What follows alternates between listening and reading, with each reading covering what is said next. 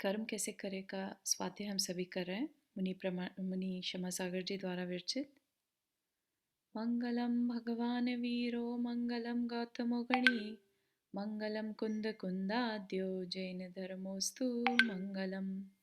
नमो अरिहंताणं नमो सेताणं नमो आयिर्याणं नमो उवज्जायाणं नमो लोये सव्वसाहुणम्।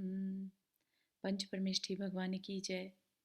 अगले 45 मिनट के लिए सभी प्रकार के पापों का त्याग करके सभी नवबार नवकर मंत्र पढ़ लें।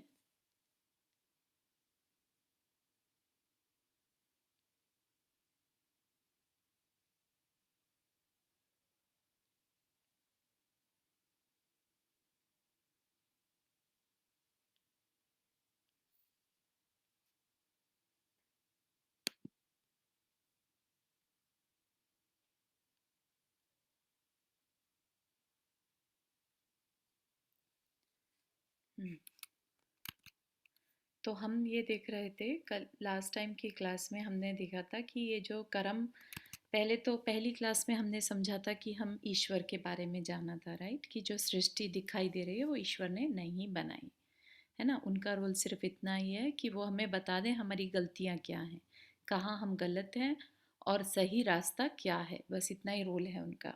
ठीक है, दर्पण की तरह। तो उतना भी हमारा हो गया था। फिर हमने समझा कि अच्छा, फिर ऐसा है तो विविधताएं जो है उसका कारण कुछ और है, तो वो क्या है। तो वो हमने देखा हमारी आसक्ति और हमारी अज्ञानता, राइट। तो ये हमने जाना था लास्ट की क्लास में कि ये दो रीज़न है। अब आगे देखते हैं कि हमारी अज्ञानता, ठीक है, अभी सिर्फ हम यह समझें कि कर्म हमारे साथ बंधते कैसे हैं। ठीक है, तो let me just forward the link to the other group also in case nobody saw this आज different zoom होने से।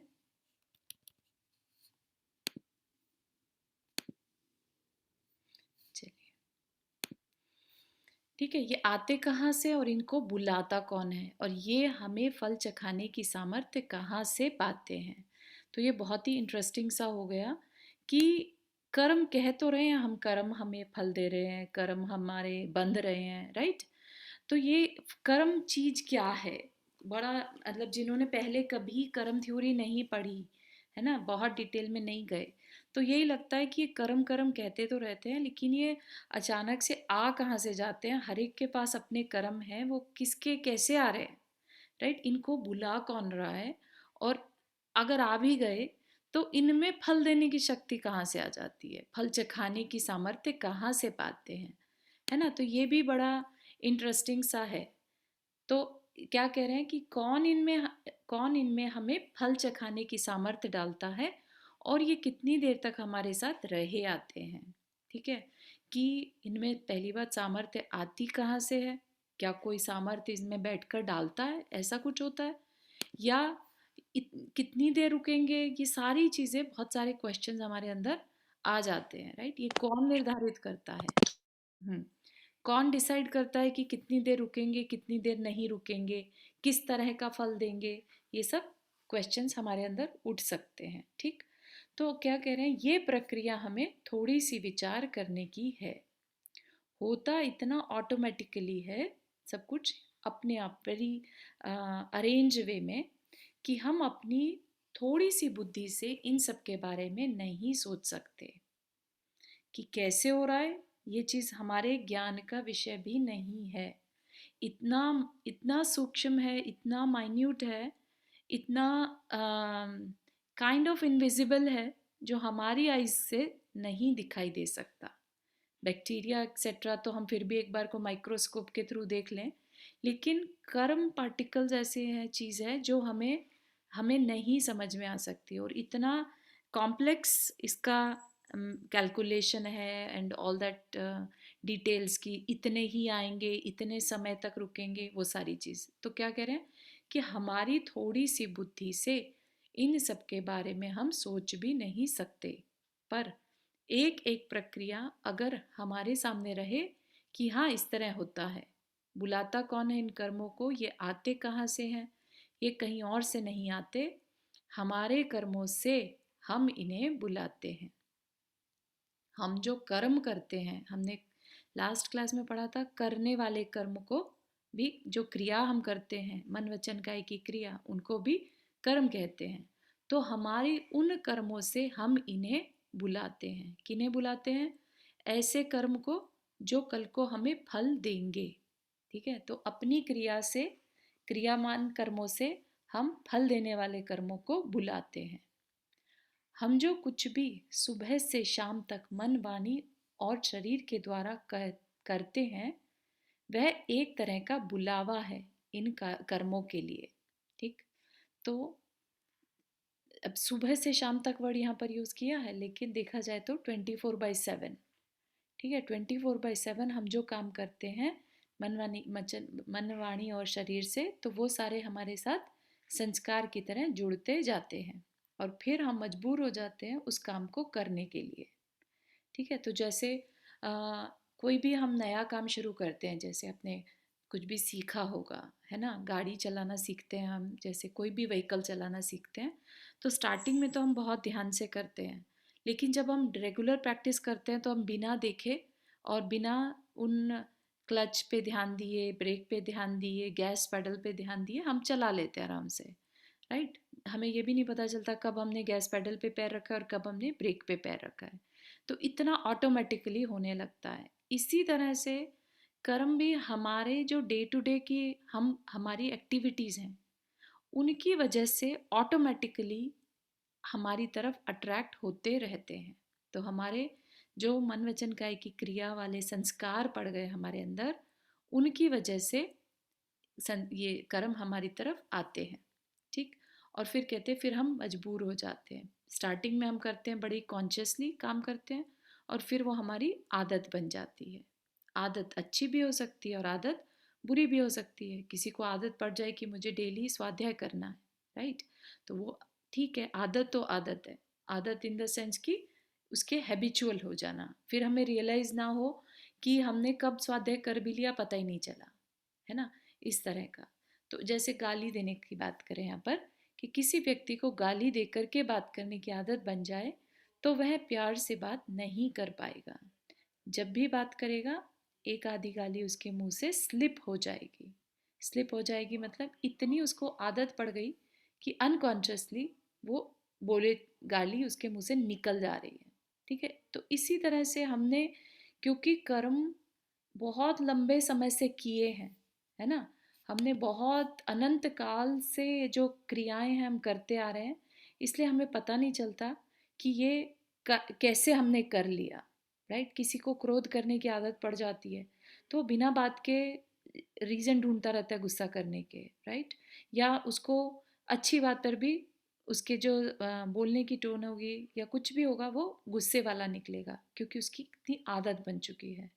ठीक, ऐसे ही हमें अपना पेट भरने की आदत पड़ जाती है, हमें अपने को प्रोटेक्शन देने की आदत पड़ जाती है, हमें जीने की आदत पड़ जाती है, और तो कुछ नहीं। एक एक जो तिर्यंच है, कीड़ा है, वो भी कभी मरना नहीं चाहता। ठीक है, उसको भी जीने की आदत पड़ जाती है। इतना ज़्यादा हम हैबिचुअल हो जाते हैं किसी भी काम को करते करते। ठीक है ना, तो इस तरह के संस्कार क्या हैं, बहुत बहुत पुराने हैं, और कहें पुराने तो अनंत काल से हमारे अंदर ये कर्म बैठे हुए हैं, हम करते आ रहे हैं क्रियाएं। ठीक है ना, तो क्या कह रहे हैं, एक एग्जाम्पल दिया कि लेट से कहीं पानी बह जाता है, वेरी लाइक नॉर्मल तरीके से भी, अगर आप ये देखिए कि अगर टेबल पे भी पानी गिरता है, तो जिस फ्लो में वो बहा, जिस मतलब एक रो में बहता है, राइट, एक लकीर से में से बहता है, तो और ज़्यादा अगर वहाँ पानी डाला तो वो उसी जगह से बहेगा। ठीक है ना, वो कभी ये नहीं होगा कि अब नई जगह से निकल आएगा। राइट, तो इस तरह से पानी अगर कभी बहता है, तो और अगर वो वहाँ से सूख भी जाए, तो अगली बार फिर उसी जगह से बहता है, तो उसमें एक संस्कार पड़ जाता है। राइट, और फिर वो बहते बहते इतना निशान पड़ जाते हैं कि वहाँ पर गड्ढा होना शुरू हो जाएगा, या वहाँ पर पानी इकट्ठा होना शुरू हो जाएगा, इस तरह से। ठीक, तो जैसा पानी के एग्जाम्पल के साथ है, वैसा ही हमारे साथ है। हम निरंतर अपने मन, वाणी और शरीर से कर्मों के संस्कारों को आमंत्रण देते हैं। अब यहाँ तो कह दिया कि कर्म के संस्कारों को आमंत्रण देते हैं, ठीक। लेकिन बेसिकली जो हम अट्रैक्ट करते हैं, राइट, वो कर्म पार्टिकल्स को अट्रैक्ट करते हैं। आमंत्रण देना मतलब कर्म पार्टिकल्स को अट्रैक्ट करना, ठीक। तो क्या है, मन, वाणी और शरीर के संस्कार जो हमारी हैबिट बन चुके हैं। और इतना ही नहीं, हमारे भीतर उठने वाले काम, क्रोध, मान, माया, लोभ, ये जितने भी भाव हैं, चाहे वे शुभ हो या अशुभ हो, चाहे वे तीव्र मंद हो, क्या होगा, हमारे भीतर उठने वाले संस्कार, काम, क्रोध, मान, माया, लोभ, जितने भी, ठीक है। अच्छा, उनकी तीव्रता मंदता से यहाँ पर कोई मतलब नहीं है। चाहे तीव्र हो चाहे मंद हो, शुभ हो अशुभ हो, ठीक है, भाव हो गया तो कर्म तो बंधेगा। चाहे वे जानबूझकर किए हों या अज्ञानता से किए हों, किसी भी तरह के भाव हो, किसी भी माध्यम से हो। कोई कह दे कि मैंने तो किया नहीं, मैंने तो सिर्फ उसको ऐसा कहा था, है ना, उसने ऐसे कर दिया। तो माध्यम कोई भी हो सकता है, लेकिन हमने समझा था कृत कारित अनुमोदन हर तरह से। खाली हमारे वचन से वो काम हो जाए ज़रूरी नहीं है। हमने किसी की अनुमोदना कर दी तो भी हमारा वो कर्म कहलाएगा, ठीक है। तो किसी भी माध्यम से हुए हों, लेकिन हमारे भीतर उठने वाले भाव, कैसा ये कर्म अपना फल चखाएगा, इस बात को निर्धारित करते हैं, ठीक है ना। तो पूरा जो कर्म थ्योरी है, वो स्टार्टिंग भी और एंडिंग भी हम ही करते हैं। बांधते भी हम ही हैं, भोगते भी हम ही हैं, और उसको निर्जरा या ख़त्म करने का काम भी हम ही कर सकते हैं। भले ही भोग के ख़त्म करें, चाहे आने से पहले ही ख़त्म कर दें। उस चीज़ की डिस्कशन अपन आगे चल के करेंगे। तो हम ही ये सब कर रहे हैं, तो उसके लिए एक एग्जाम्पल दिया कि एक पंडित जी थे, गांव में एक पंडित जी पहुँचे ऐसे ही जो डिस्कोर्स करने के लिए, वचनिका के लिए। कोई नहीं था मंदिर में जब पहुँचे, तो माली जी से कहा, माली जी होते हैं जो मंदिर की देखरेख करते हैं, उनको माली जी कहा जाता है। माली जी से कहा कि भाई जाओ तो दो चार लोगों को बुला लाओ, कहना कि पंडित जी आए हैं। अब माली जी क्या समझे, उनको क्या मालूम कि क्या प्रवचन, क्या डिस्कोर्स, है ना। गए और चार पांच लोग को बुला लाए। वो चार पांच लोग आए और पहले पर्सन से पूछा कि आप यहाँ आए हैं तो मतलब किस लिए आए हैं। तो उसने कहा हमें क्या पता, हम तो रिक्शा चलाते हैं। तो पंडित जी बोले अरे नहीं नहीं, आप ऐसा करो, आप तो जाओ, ठीक है ना, आपको नहीं बुलाया। दूसरे वाले व्यक्ति को देखा, वो जरा युवा था, ठीक। उस पंडित जी ने सोचा ये युवा अभी से डिस्कोर्स सुन के क्या करेगा, इसको कोई इंटरेस्ट नहीं होगा। तो उन्हें ध्यान आया कि अरे मेरे को अपने शाम की रिजर्वेशन करवानी है और ये युवा है, इसको भेज देते हैं। तो कहा कि लो मेरी टिकट बनवा दो, उसको पैसे दिए। पहले वाले को तुमसे मेरा कोई संबंध नहीं, वापस लौटा दिया, ठीक है ना। बुलाया कितनों को था, पांच सात लोगों को बुलाया था, उसमें से एक को वापस भेज दिया, एक को टिकट लेने भेज दिया, राइट। जिनसे मैं अपने को बहुत ज़्यादा ये नहीं था कि हमसे कोई मतलब निकलेगा इनका, उनको कुछ और काम भेज दिया, ठीक। अब जो तीन चार बचे उनके साथ धर्म चर्चा करने बैठ गए, ठीक। अब जो धर्म चर्चा करे, जिनसे करी तो करी, बाकी जो थे उनको चार पांच घंटे रोका और सब विदा लेने लगे, राइट, जाने लगे। तो पंडित जी ने एक को रोक के बोला कि आपकी आवाज़, आपका बोलने का स्टाइल जो है वो पहचाना सा लग रहा है। आप कहाँ से हैं, मतलब होता है ना ऐसे पूछ लेते हैं, तो आप कहाँ से हैं। तो अ, उसने कहा कि फलानी जगह से हैं। तो अच्छा, उधर तो हमारी भी रिश्तेदारी है।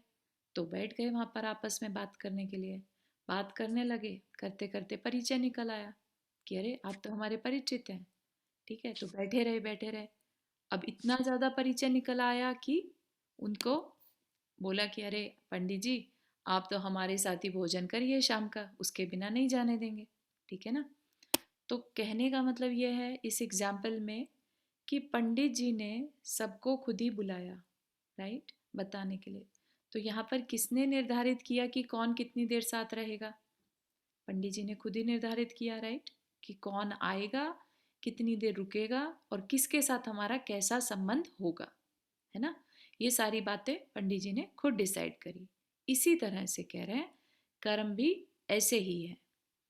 हमारे मन, वाणी और शरीर से इनको हम आमंत्रण देते हैं कि आओ, और फिर हमारे अपने परिणाम जैसे होते हैं उसके अनुसार ये हमें फल चखाते हैं।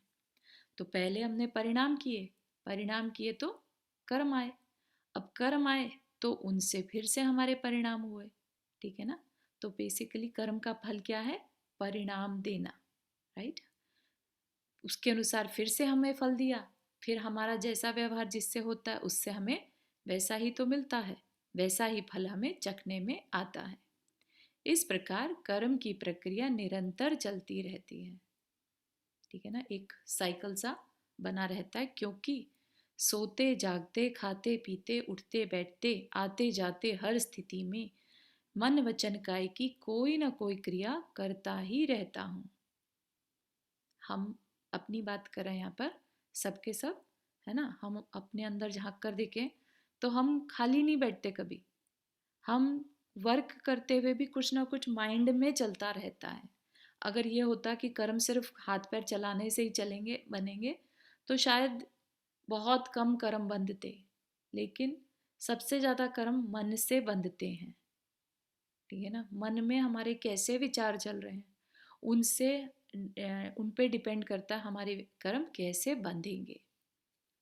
इवन यहाँ तक कि सोते समय भी मेरे मन और शरीर की सक्रियता बनी रहती है। सक्रियता मतलब हमारा मन जो है, शरीर एक्टिव बना रहता है, और इसीलिए निरंतर मेरे साथ ये कर्म चलते ही रहते हैं। एक क्षण के लिए भी मैं यदि कोई भी यहाँ पर जीव कर्म से मुक्त नहीं हो पाता। एक क्षण के लिए भी कोई भी जीव यहाँ कर्म से मुक्त नहीं हो पाता, चाहे वो करने वाले कर्म हो, भोगने वाले हो, संचित करने वाले। एक सेकंड के लिए भी, क्षण मतलब बहुत छोटा समय, उतने क्षण के लिए भी ये प्रक्रिया, एक प्रोसेस है कर्मों की आने से रिलेटेड, आने की, बंधने की, और हमें फल दे के खत्म होने की, ठीक है। तो ये एक प्रक्रिया है और निरंतर चलती है। सेकंड तो फिर भी हमें बोलने में टाइम लगता है, राइट, लेकिन सेकंड के भी अगर हम मिलियंस ऑफ पार्ट कर दें, उतने उतना का एक पार्ट में भी कर्म बंधता है। इतना ज़्यादा इसकी प्रोसेस चलती है, ठीक है ना। उतने टाइम के लिए भी अगर हमारा कुछ विचार हो गया और हमारी कुछ भी क्रिया हुई तो उसमें भी कर्म बंध जाता है, ठीक है। तो एक क्षण के लिए भी यह प्रक्रिया रुकती नहीं है। जैसे कि किसी की दुकान बहुत अच्छी चलती हो, ठीक है, तो अगर ये बात यहाँ पर समझ में आ गई कि कर्म की प्रक्रिया ऐसे होती है तो बहुत अच्छी बात है। लेकिन यहाँ पर महाराज जी क्या मान के चल रहे हैं कि ये जो विषय है ये बहुत बेसिक लोगों के लिए भी है ना। नॉट जस्ट कि जिन्होंने बार बार पढ़ी है ये बुक, उनके लिए तो है ही है, कुछ कुछ हमेशा नया निकल के आता है। लेकिन जिसने कभी धर्म को नहीं समझा, कर्म, अपने जीवन में होने वाली घटनाओं को लेकर बहुत कन्फ्यूजन रहा कि ये क्यों हो रहा है मेरी लाइफ में या उसकी लाइफ में, किसी और की लाइफ में, राइट, या हम उसकी वजह से बहुत नाराज से रहते हैं लाइफ को लेके, या तरह तरह के विचार हमारे अंदर चलते रहते हैं सुपर नेचुरल पावर्स को लेके। तो ये उनके लिए है कि अपनी सारी कन्फ्यूजन्स को दूर कर लो, ठीक। तो अब कर्म का इंट्रोडक्शन तो हो गया कि ये कर्म हमें भोगने हैं, हमने बांधे हैं, हमें ही भोगने हैं, हम ही डिसाइड करते हैं ये क्या फल देंगे, ठीक। तो एग्जाम्पल दे रहे हैं कि किसी की दुकान बहुत अच्छी चलती थी, ठीक। माँ ने पूछा घर आने पर कि दुकान आज कैसी रही, तो बेटा बोला कि नहीं बहुत अच्छी रही माँ। और क्या एक ही तरह का ग्राहक आया, एक ही ग्राहक पूरा टाइम आता रहा, लगा रहा, कि नहीं, बार बार डिफरेंट डिफरेंट ग्राहक आते ही रहे, यानी ग्राहकों का तांता लगा रहा, आना जाना, तांता मतलब आना जाना लगा रहा। तो इसी तरह से हम भी कोई एक ही कर्म भोगते हो, कोई एक ही कर्म बांधते हो, ऐसा नहीं है, ठीक है ना। उनका तांता लगा रहता है, आना जाना लगा रहता है, एक के बाद दूसरा, दूसरे के बाद तीसरा, कहने में यही आता है कि हम कर्म करते रहें। ठीक है, तो कर्म हम भोग रहे हैं, कर्म अपना फल दे रहे हैं, ऐसा बोलने में आता है। तो क्या एक ही कर्म अपना फल दे रहा है? ऐसा नहीं, हर बार नया कर्म आकर अपना फल देता रहता है।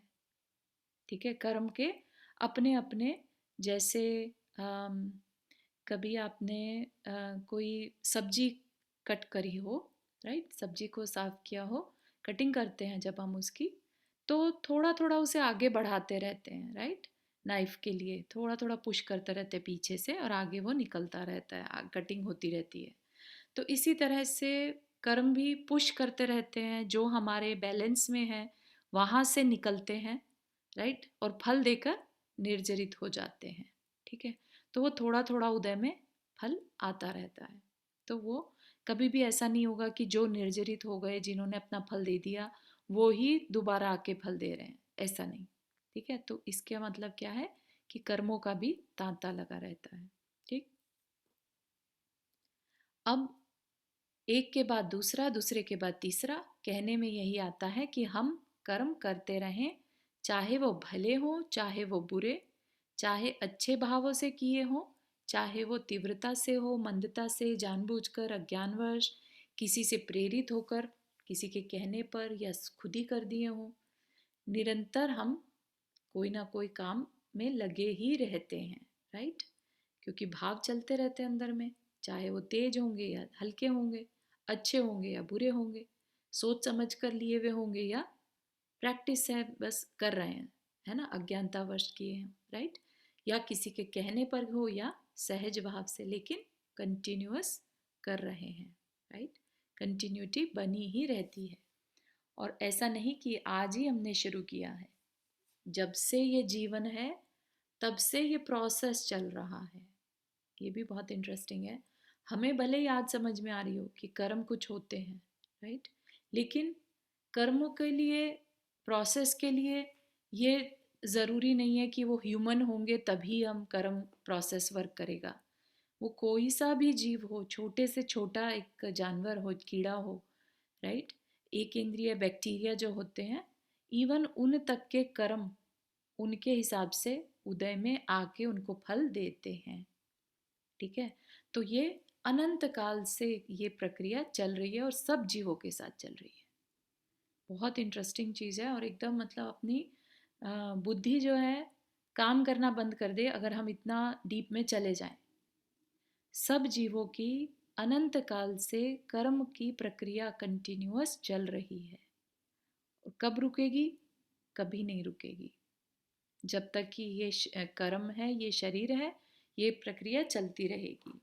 तो हमें इस कर्म के साथ, हमें इन कर्मों को पूरी तरह नष्ट करना होगा, तब जाके इनकी प्रक्रिया को हम रोक पाएंगे।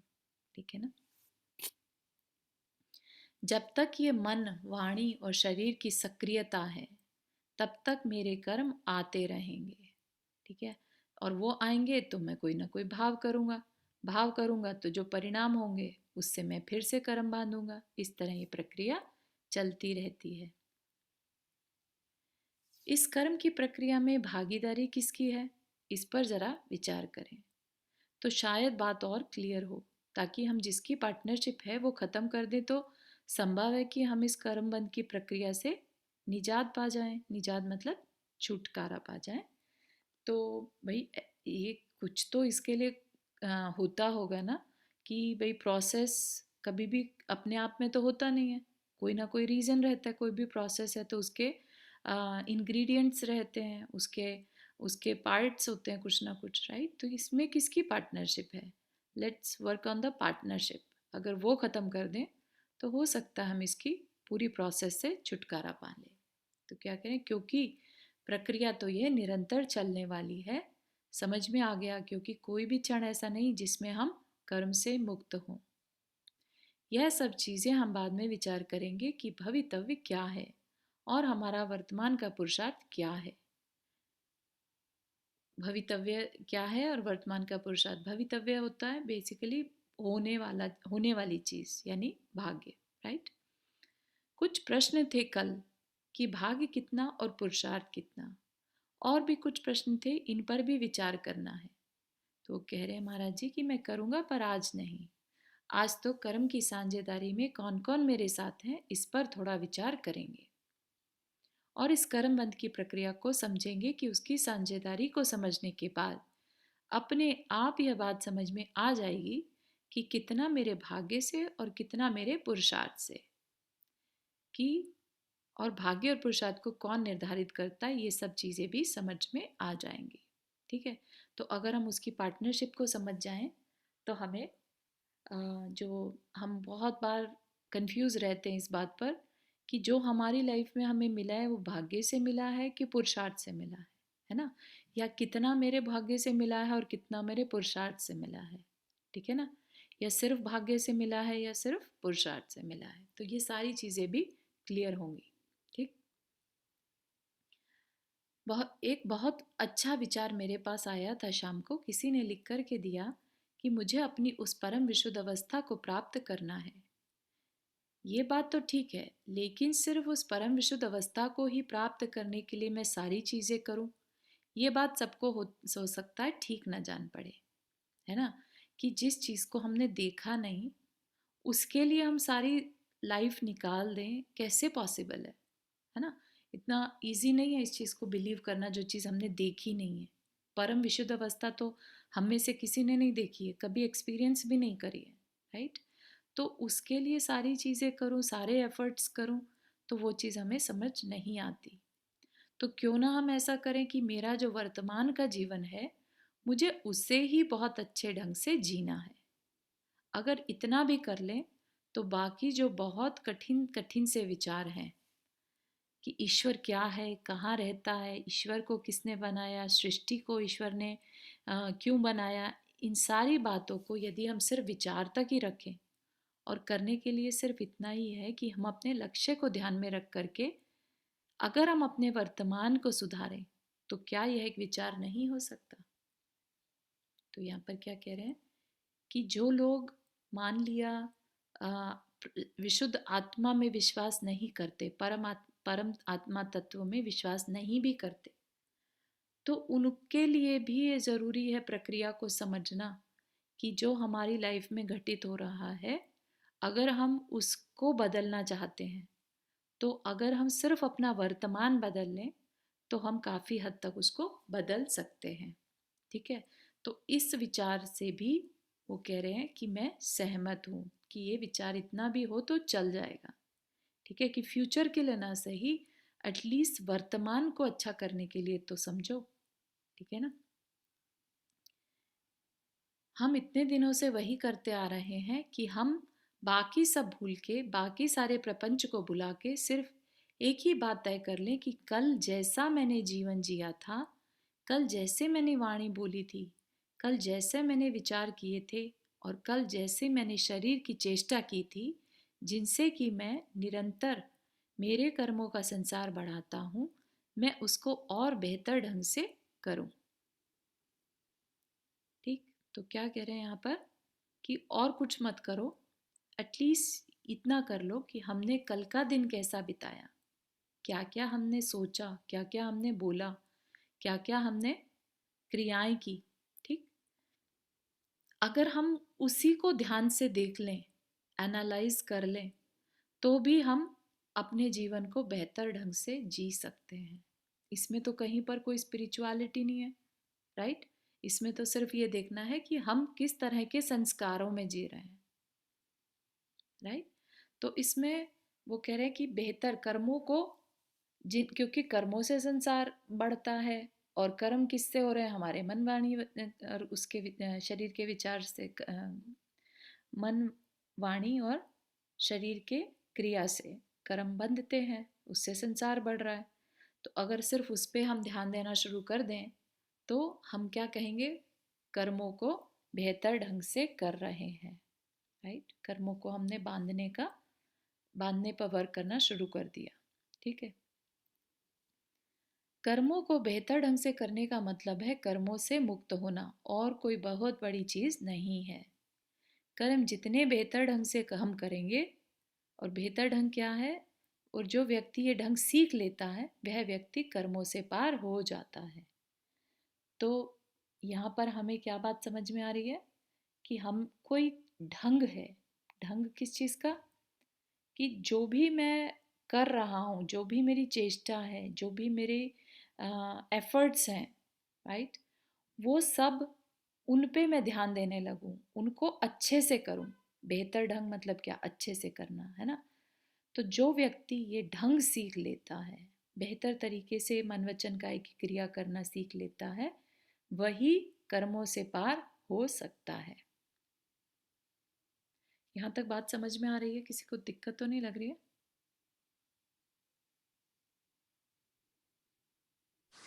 चारू जी, जय जिनेन्द्र। हम्म, ये, बोलिए। ये स्वाध्याय रोज चलता है क्या? ये वाला स्वाध्याय वीकली है वैसे, 9 o'clock मतलब थर्सडे। आज रोज चलता है, आज के दिन? हाँ हाँ हाँ, थर्सडे 9 टाइम क्या है? 9 PM कैलिफोर्निया टाइम। ठीक है। हम्म। आप ग्रुप में है ना, वीकडे वाले ग्रुप में? हाँ, ग्रुप में हूँ मैं। ओके पर ओके उसमें तो ऐसा कुछ लिखा नहीं, टाइम नहीं लिखा उसमें। ओके ओके, ठीक है, I connect you in this group. इसका अलग जी। ग्रुप है एक्चुअली इस स्वाध्याय का। अच्छा अच्छा, मेरे को उसमें जोड़ लीजिए आप। ठीक ठीक है, श्योर। तो यहाँ तक के समझ में आया कि हमें यहाँ पर क्या कहा जा रहा है, कि एक सिर्फ कौन सा शास्त्र चल रहा है अपना, कौन से महाराज ये जी का? है क्षमा सागर महाराज जी का कर्म कैसे करें। अच्छा ठीक है, इसकी पीडीएफ फाइल भी होगी क्या फिर? कौन सी file? PDF file. Video file भी है, यस। तो आप ग्रुप में यदि मेरे हाँ को हाँ, जोड़ेंगे तो भेज यस दीजिएगा फिर। यस, ठीक है। ठीक। पुराना नहीं सुना ना मैंने, इसलिए। अच्छा अच्छा अच्छा, ठीक है, हाँ, और समझ ठीक। आ गया। ठीक है, तो सिंपल है बात। यहाँ पर अभी कुछ नहीं कर रहे हैं, सिर्फ ये कह रहे हैं कि हमारी लाइफ में जो हो रहा है वो किस लिए हो रहा है, कर्मों से हो रहा है। कर्म आते कहाँ से हैं? हमारे मन वचन काया की क्रिया करने से आते हैं। तो अब हम क्या करें, है ना।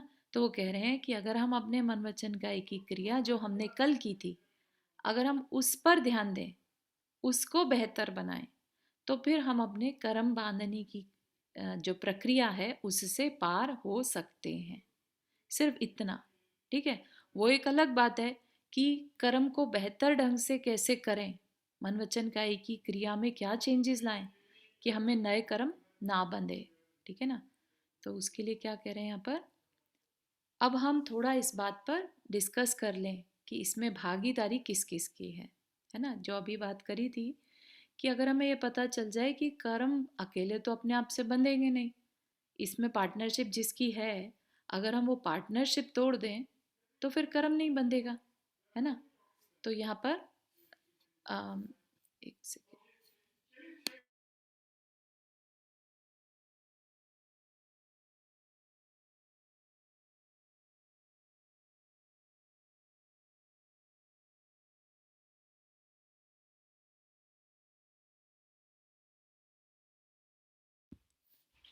ठीक है।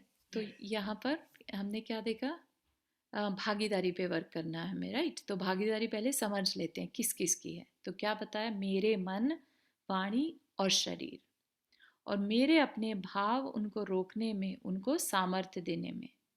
तो क्या क्या बता दिया, किसकी भागीदारी है, पार्टनरशिप, मेरे मन, वाणी और शरीर, ठीक। और मेरे अपने भाव, हम जो जैसा अंदर में फील करते हैं, सिर्फ मन वचन काय की क्रिया नहीं, साथ में हमारे परिणाम कैसे हैं, वो भी पार्टनरशिप कहलाती है, ठीक है। कर्मों को जो बंध जाते हैं मेरे साथ और जो बाद में फल देते हैं, उनको सामर्थ्य भी मैं ही देता हूँ। सामर्थ्य मतलब फल देने की शक्ति, ठीक है। तो उनको सामर्थ्य या फल देने की शक्ति देने में पार्टनरशिप किसकी है, वो भी मेरी ही है। मेरे अपने परिणाम उनको सामर्थ्य देते हैं, ठीक है ना। तो ये सब समझने के बाद हमें ये बात रियलाइज होगी कि हमारी लाइफ में ईच एंड एवरी मोमेंट जो भी घटना घटती है, कई बार हमारे मन के मुताबिक काम हो जाता है और कभी हमारे अगेंस्ट होता है। तो अगेंस्ट होता है तो भी हमारी ही रिस्पॉन्सिबिलिटी है उसमें, ठीक है। और कभी हमारे अकॉर्डिंगली होता है तो भी हमारी ही रिस्पॉन्सिबिलिटी है। तो हमारी लाइफ में होने वाली छोटे से छोटी घटना भी उसकी जिम्मेदारी हमारी अपनी है। हमारे बच्चे अगर कुछ हमारा कहना नहीं मानते तो वो हमारी जिम्मेदारी है। हमारे पेरेंट्स के साथ हमारी नहीं बनती या हमारे पार्टनर के साथ हमारी नहीं बनती तो उसकी जिम्मेदारी हमारी है, राइट? क्योंकि रिश्तों से और कुछ नहीं बल्कि हमारे अंदर उठने वाले भाव मैटर करते हैं, राइट? कर्म जो फल देते हैं वो कहीं ऐसा कुछ नहीं है कि घर में एक कॉर्नर में रखे जाएंगे, राइट? कर्म का फल देने का मतलब है हमारे अंदर उठने वाले भाव, फीलिंग्स, राइट? फीलिंग्स अच्छी भी हो सकती हैं और फीलिंग बुरी भी हो सकती हैं। हमारे अकॉर्डिंगली काम हो जाता है तो हम बोलते हैं अच्छा हो गया, फीलिंग अच्छी हो गई। और हमारे अकॉर्डिंगली काम नहीं हुआ तो हम कहते हैं नहीं, अच्छा नहीं हुआ, है ना? तो ये क्या है, हमारे अपने परिणाम। जब हम अच्छा परिणाम करते हैं तो कर्म अच्छा फल देते हैं, जब हम बुरे परिणाम करते हैं तो फल बुरा मिलता है, ठीक है ना? तो मन, वाणी और शरीर की क्रिया तो हो रही है, लेकिन वो कैसी है?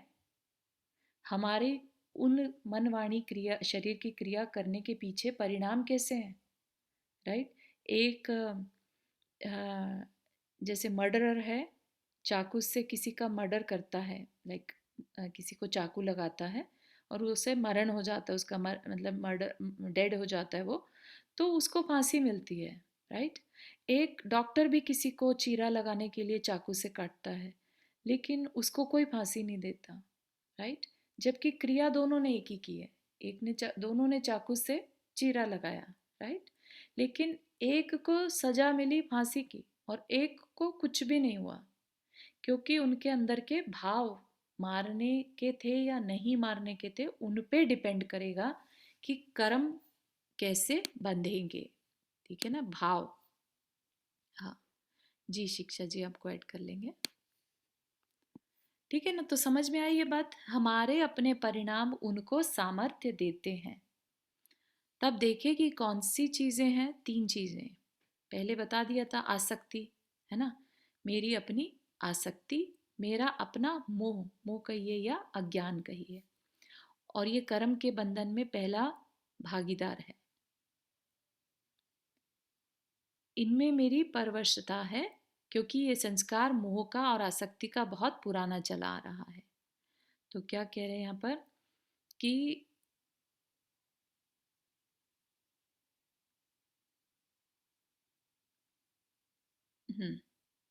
तीन चीजें बता दी ना, तीन बातें, तीन चीजें क्या है हमारी?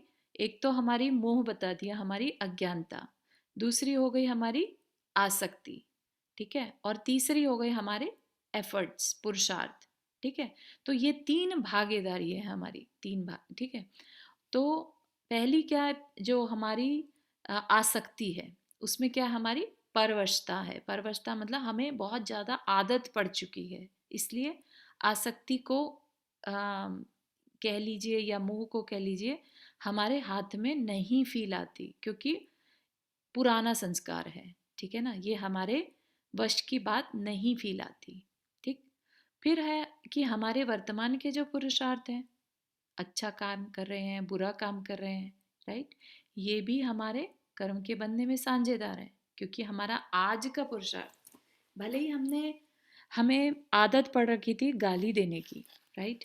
लेकिन लेट्स से वो पर्सन ने डिसाइड किया कि नहीं नहीं, गाली अच्छी चीज़ नहीं है, मुझे नहीं देनी, राइट? और उसने अपना वर्तमान का पुरुषार्थ जो था वो संभालना शुरू कर दिया, ठीक है? अब उसको गाली देने से पहले बात याद आ जा रहा है कि नहीं नहीं, मुझे गाली नहीं देनी है, तो उसने अपनी गाली पर कंट्रोल कर लिया, ठीक है ना? तो गाली देने का संस्कार, उसकी आसक्ति, उसकी अज्ञानता तो थी, लेकिन सिर्फ उसके पुरुषार्थ की वजह से वो काफ़ी हद तक अपनी उस आदत पर कंट्रोल कर पाएगा। Make sense? तो आसक्ति, अज्ञानता, ये तो हो गया हमारा पिछले पुराने कर्मों का फल, कि हम इतने आसक्त क्यों हैं, हम इतने अज्ञानी क्यों हैं, है ना? लेकिन हमारा जो वर्तमान है, वो वर्तमान हमारा हमारे हाथ में है। उसके ऊपर हम उसमें ये नहीं कह सकते कि अरे इस पे हमारा बस नहीं चलता, राइट? एफर्ट्स, पुरुषार्थ तो हमेशा हमारा उस पर कंट्रोल रहता ही रहता है, राइट? तो इसलिए कर्म बांधने में जो तीन चीज़ें हैं, हमारी अज्ञानता, हमारी आसक्ति, जिसे कहते हैं संस्कार कह लीजिए, राइट, हमारी बहुत ज़्यादा अंदर से उससे जुड़े रहने की गाफिलता वर्ड यूज़ करते हैं। गाफिल होता है मतलब जैसे अल्कोहल लिए हुए कोई पर्सन हो, उसको कुछ समझ नहीं आता है, राइट, ऐसा पर्सन, उसको गाफिलता बोलते हैं, राइट। तो वो चीज़। और तीसरी जो होती है वो हमारे एफर्ट्स, कर्म बांधने में हमारे खुद की एफर्ट्स कितने हैं, ठीक है ना। तो उस वजह से दो तो मेरे हाथ में नहीं है, लेकिन एक एक मेरे हाथ में है, ठीक है ना। तो ये बात कहना चाह रहे हैं यहाँ तक। आ, किसी को कोई क्वेश्चन यहाँ तक?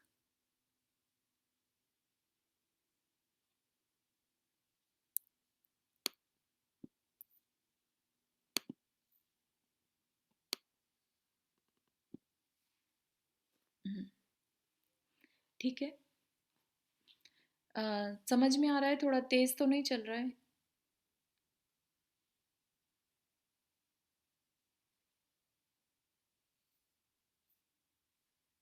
ठीक है। जिनवानी स्तुति कर लेते हैं। जावाणी के ज्ञान से सूझे लोकालोक, सो वाणी मस्तक धरो सदा देतु दोख। हे जिनवाणी भारती तो ही जपो दिन रैन, जो तेरा शरणा गए सो पावे सुख चैन। नौवर्ण मुकरमत।